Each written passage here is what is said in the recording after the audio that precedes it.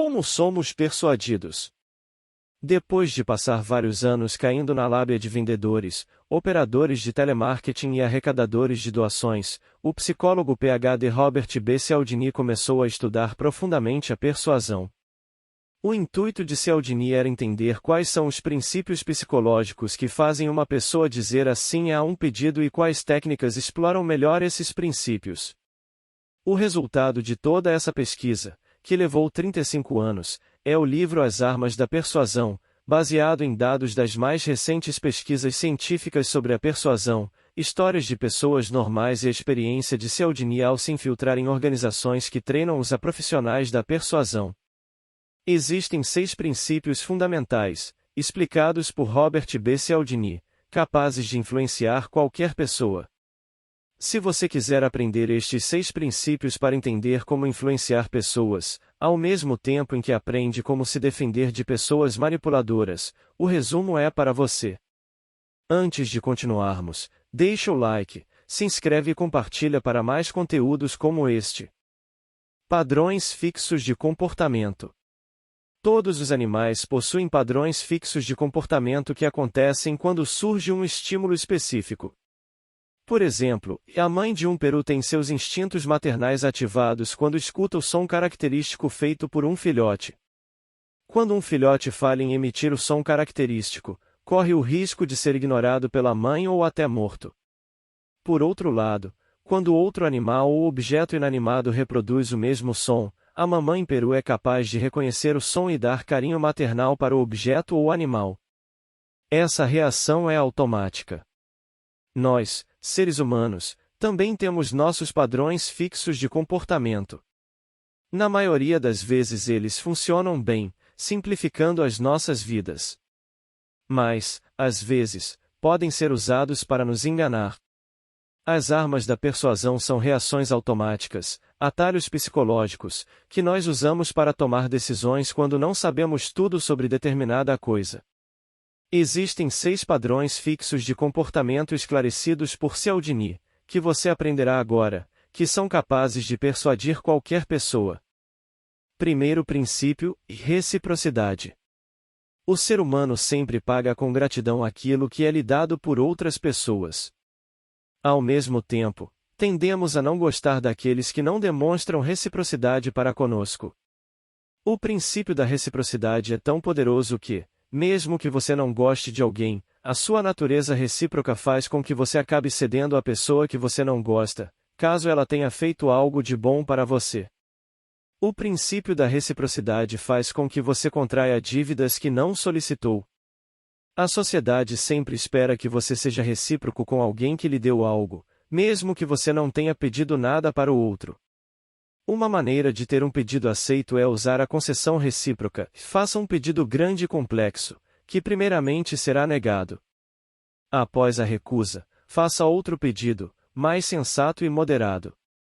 É importante que o primeiro pedido seja grande, mas não irreal. Depois do pedido ousado ser recusado, o outro sente que precisa dar algo em troca para você e, por isso, muitas vezes, o segundo pedido é aceito. Em essência, para que alguém faça algo de bom para você, faça algo de bom para outra pessoa. Para que alguém ajude você, ajude o outro. Para conseguir dizer não à reciprocidade em ofertas comerciais, programe a sua mente para entender que, justamente, você não precisa ser recíproco a ofertas comerciais. Segundo princípio, comprometimento e consistência. Depois que fazemos uma escolha ou adotamos uma posição, forças interpessoais e pessoais fazem com que nos comportemos de forma consistente com a escolha que fizemos ou posição adotada. A cultura valoriza as pessoas que apresentam consistência. Além disso, a consistência faz com que você não precise sempre repensar as suas escolhas. Uma vez que você toma uma decisão, não quer ter que voltar a pensar novamente a respeito do assunto. No começo, concordar com pedidos pequenos pode parecer irrelevante, mas isso altera a imagem que você faz de si mesmo e aos poucos te torna suscetível à persuasão. Quando acreditamos que não estamos fazendo algo em função da pressão externa, mas por nossa causa, assumimos compromissos e somos consistentes.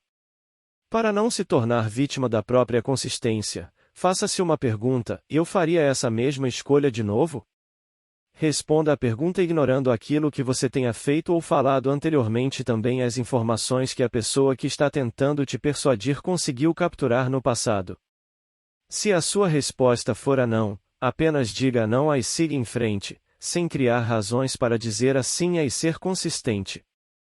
Terceiro princípio, e aprovação social.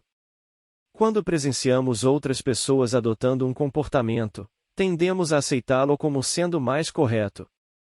Quanto mais pessoas realizam um determinado comportamento, mais correto ele nos parece e mais nos sentimos deslocados por não adotarmos tal comportamento. O fato é que o ser humano usa o comportamento dos outros para definir qual é o melhor comportamento para si mesmo.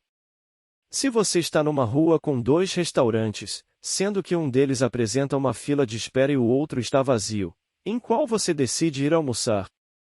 A tendência é que você escolha o restaurante que tem fila de espera porque se todos estão indo lá, realmente deve ser um bom restaurante. Este é o efeito da aprovação social em ação. Portanto, se você quiser influenciar alguém para fazer algo, mostre para o outro, de alguma forma, que várias pessoas também estão fazendo aquilo. Para se blindar contra a aprovação social, entenda que, muitas vezes, ela é falsa, como as risadas de um programa de auditório. Em outros momentos, tenha a clareza de que a aprovação social é uma bola de neve. Quanto mais pessoas fazem alguma coisa, mais os outros fazem aquilo e mais a bola de neve aumenta.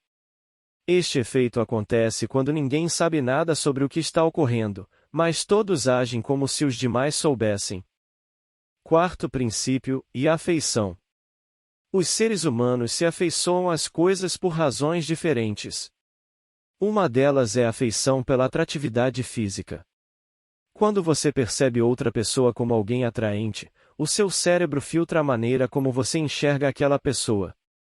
O cérebro não quer aceitar que você julga as pessoas pelas aparências, mas na realidade isso acontece o tempo inteiro.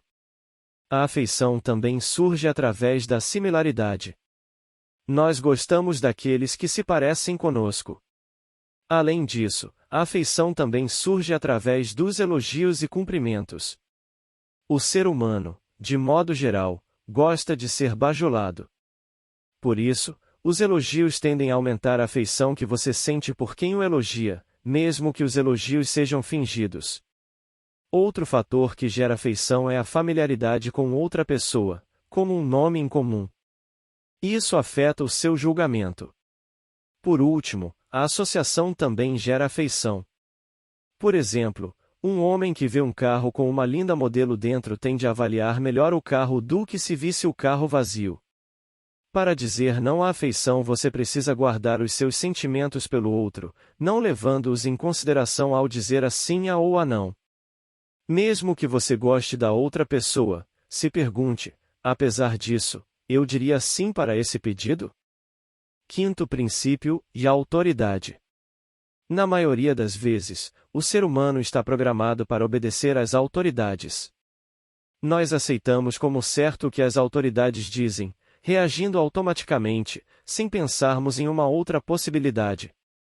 Se um policial diz para você sair do carro, você sai.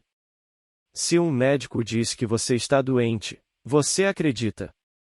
Geralmente, enxergamos uma ordem no isolamento, ao invés de entendermos a situação como um todo. Isso acaba nos tornando vulneráveis a símbolos de autoridade como acessórios, roupas e títulos. Para influenciar alguém, mostre que argumentos de autoridades estão ligados ao assunto que você deseja influenciar. Para que você se livre da persuasão da autoridade, reflita e pergunte-se: e a autoridade desta pessoa é real? Ela realmente é especialista nesta área? Qual é o interesse da autoridade em eu concordar com ela? Sexto princípio, escassez. Os seres humanos acreditam que as coisas mais difíceis de serem conquistadas são melhores do que as coisas mais fáceis. Muitas vezes, a ideia de perder algo que você tem o motiva mais do que ganhar algo de valor similar. Portanto, a mente humana encara a escassez como um sinal de qualidade. Aquilo que é escasso é mais valorizado. Além disso, quanto mais algo é escasso, menos livres nos consideramos. E odiamos perder a liberdade que já temos. Se algo vai se tornar escasso, eu não posso mais escolher ter aquilo ou não, então eu perco o meu poder de escolha. O fato é que as pessoas dão mais valor para as coisas que estão menos disponíveis. Então, se quiser persuadir alguém, mostre a escassez agregada àquilo que você quer que a outra pessoa faça. Para se proteger da escassez, entenda que o prazer verdadeiro está em viver algo e não em somente possuí-lo. A escassez leva você a comprar coisas só para tê-las. Portanto, pense bastante antes de comprar algo que você está buscando só pela raridade. Será que você realmente precisará disso no futuro? Se você chegou até aqui, muito obrigado por ter assistido. Se inscreve, deixa seu like, ative o sininho e até a próxima.